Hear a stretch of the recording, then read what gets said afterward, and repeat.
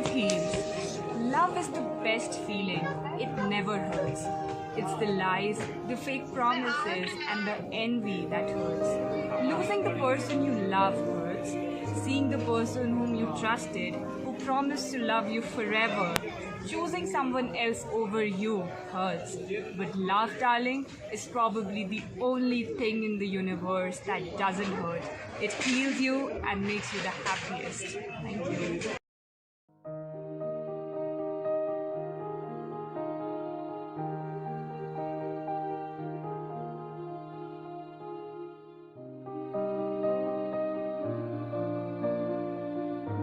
मैं Noni university से PhD forestry कर रही हूँ और ये बुक ऐसा था कि मैं बहुत सालों से लिखती आ रही हूँ। मेरी मम्मा खुद भी लिखती हैं, तो बचपन में मुझे छोटे छोटे शब्द देती थी और मैं उन पर लिखती थी। और ये जो पर्टिकुलर कलेक्शन है पोइम्स का, ये ऐसा नहीं था कि मुझे कभी इसकी बुक बनानी थी या कुछ था, मैं बस लिखती थी क्योंकि मुझे अच्छा लगता था लिखना। और मैं एक एम्पैथ हूँ, तो मेरे दोस्त मुझसे बहुत कुछ शेयर करते थे। मैंने खुद भी लाइफ में काफ़ी कुछ देखा है, तो वो सब फीलिंग और वो सब कुछ मैं लिख कर वो करती थी। और मेरे पेरेंट्स ने मुझे बहुत सपोर्ट किया है। पर मेरे आसपास में देखती थी जो भी मेरे दोस्त हैं और भी उनके दोस्त हैं आगे आगे पाते, तो आपको बहुत कुछ पता लगती है, वो नहीं शेयर कर पाते थे। और ये जो love, heart break and all these things बहुत ऐसे दबा के रखा जाता है कि नहीं इस बारे में बात मत करो और बिगड़ रहे हो, ये है वो है। पर ये तो फीलिंग्स है ना, आप फील करते हो कुछ, तो वो ज़बरदस्ती नहीं करते हो, वो आप करते हो।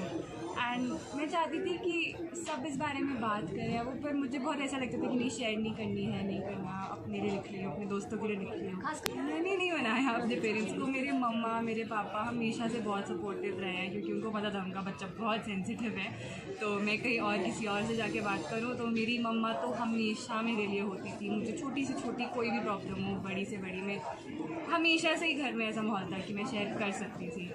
तो ये 2016-17 में लिखनी शुरू करी थी एंड मैं सिर्फ अपने बहुत क्लोज फ्रेंड्स को पढ़ाती थी। एंड जब मैं कॉलेज गई तो वहाँ पे मेरे 3 दोस्त थे, उन्होंने बोला कि नहीं, अच्छा लिखती है, तुझे लोगों को दिखाना चाहिए। थी नहीं मैं तो अपने लिए लिखती हूँ एंड स्टफ। पर फिर मेरे एक दोस्त ने मुझे ज़बरदस्ती ओपन माइक में भेजा, जनाडू कैफ़े में, रेडियो हिल कॉलोनी पे आया था। वहाँ पे I got a really nice response. तो मुझे लगा कि आई थिंक सभी ये सब चीज़ें फील करते हैं, इट्स वेरी, मतलब सुननी चाहिए या मेरे को बतानी चाहिए। एंड दैट्स हाउ मैंने शेयर करनी शुरू की थी। मैंने इंस्टाग्राम पे पोस्ट करी अपने अकाउंट पे, वहाँ भी मुझे बहुत अच्छा रिस्पॉन्स मिला। एंड दैट्स व्हेन मैंने सोचा, मेरे दोस्तों ने मुझे बोला स्पेसिफिकली, मम्मा ने पापा ने भी, कि इनको कंपाइल कर, क्योंकि कोई कहीं लैपटॉप में लिखी थी वो, जब भी जहाँ पेन रजिस्टर्स में, डायरीज़ में। एंड 2018 में फिर मैंने इनको कंपाइल करना शुरू किया। बाय एंड ऑफ 2018 मैंने प्रिंट आउट्स निकाले थे विद द होप कि पब्लिश होगी वो, क्योंकि मेरी मम्मा की भी बुक पब्लिश हुई है, but obviously it is not very easy जितना मुझे लगा था। देन फाइनली मुझे अभी 2021 में जाकर पब्लिकेशन हाउस मिला, right order publication from Bangalore. All of them were really nice, Niket and Shruti and everybody, बहुत सपोर्टिव, बहुत ही अच्छी टीम थी उनकी। And from illustrations to everything they help me out and that's how the book came. Of course everybody feels things, सबके साथ कुछ life में होता रहता है। मैंने लिखना शुरू किया था तो दोस्तों के लिए वो, फिर जब खुद भी आप चीज़ें फील करते हो तो आपको और समझ आती है चीज़ें, यू नो, कि उन्होंने कैसा फील किया होगा उस टाइम पे, क्या हुआ होगा। एंड सब कुछ, it's a mix of a lot of things. And fiction भी है ऑब्वियसली, बिकॉज जब आप पोइट्री लिख रहे हो, कुछ भी लिख रहे हो, तो उस टाइम पे आपके दिमाग में बहुत कुछ आता है, बिकॉज वो एक्सपीरियंस आपको हुआ नहीं होता, पर जो आप चाहते हो, यू नो, कि काश ऐसा होता वाली चीज़, वो काफ़ी ज़्यादा है। तो होप एंड लव, उन सारी पोम्स में बहुत ऐसी चीज़ें हैं जो लोग चाहते हैं, वो उनके पास होती नहीं है। एंड दैट्स हाउ ये टाइटल भी हमने रखा बुक का। हाँ, जो टाइटल है वो है सौदाद। हमने उसमें टैगलाइन ऐड करी है, अ लव एवरलास्टिंग। सौदाद एक पोर्चुगीज़ वर्ड है एंड इसका मीनिंग वैसे तो लॉन्गिंग है अगर आप एकदम इंग्लिश में ट्रांसलेट करना चाहें, बट सौदाद अगर आप लिटरेचर पढ़े, इंग्लिश, पोर्चुगीज़ और कोई भी लिटरेचर, तो it goes on for pages the meaning of the essence of सौदाद। तो ये एक टाइप की लॉन्गिंग होती है जहाँ पे आप उस इंसान या उस चीज़ के लिए होती है जो आपके पास कभी थी, जिसको आपने प्यार किया था, और अब वो आपके पास नहीं है, पर बहुत बिटर स्वीट फीलिंग होती है। ऐसे नहीं कि आप दुखी ही हो उस चीज़ को लेकर, मतलब आपने कहीं ना कहीं एक पीस बना लिया होता है उस चीज़ के साथ कि नहीं, ठीक है, मुझे याद आ रही है, बट डजंट मैटर।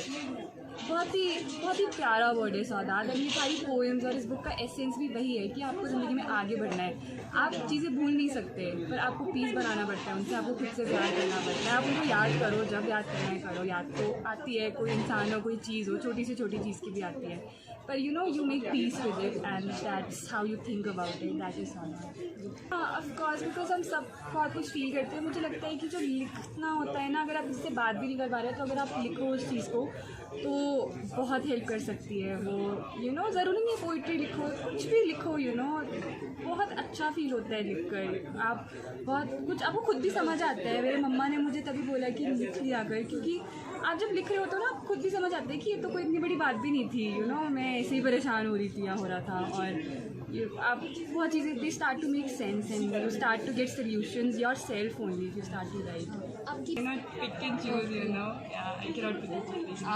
ये तो बहुत सारी poems I have selected 70 and काफ़ी टाइम पहले मैंने एक नॉवल भी लिखना शुरू किया था, पर फिर कॉलेज एंड ऑल के साथ वो मैनेज नहीं हो पाता है उतना ज़्यादा। But yes I do write अभी भी and hopefully in a few years again.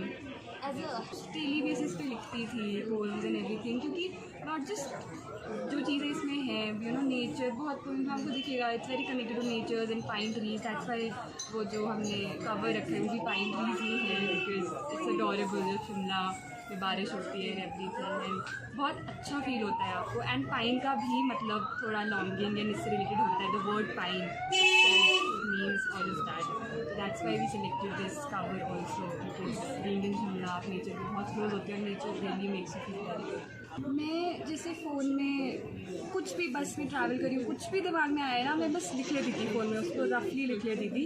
And I use to make sure कि फिर उस दिन नहीं तो कभी ना कभी I just write it down और type it on my laptop. पर जब कोई थॉट आता था दिमाग में तो मैं उसको लिख लेती थी कि मैं भूल ना जाऊँ बाद में।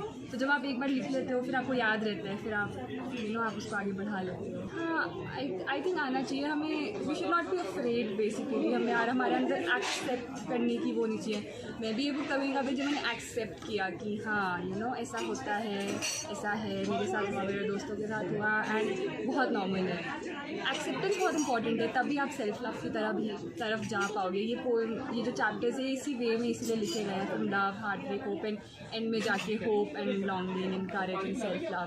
बिकॉज एक बार आप एक्सेप्ट करोगे, आपके अंदर होप होगी कि चीज़ें बेटर हो सकती हैं। This is not end of any thing, you know ये एक्सपीरियंसेस बनाते हैं हमें। जो है मैं भी आज जो हूँ, सब जो होते हैं उनको उनके एक्सपीरियंसेस ही बनाते हैं।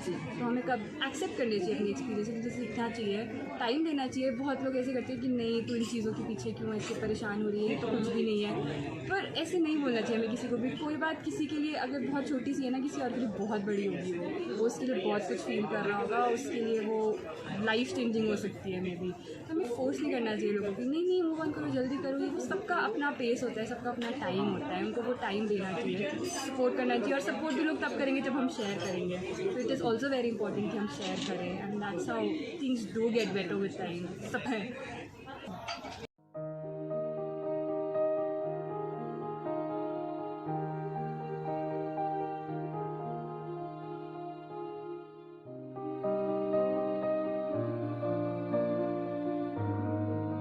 I don't know. Why do I still feel everything, yet it's nothing? Why is my heart so heavy, yet my soul so empty? Why do I understand others' pain, but not mine? What is it that troubles me every quantum of time? Just like a road that disappears inside the woods, these questions seem endless, and I feel lost. Maybe I don't know who I am anymore. And maybe I'll never know who I was, but I still go on, hoping that one fine day I'll find the path to happiness, the path to myself. Thank you.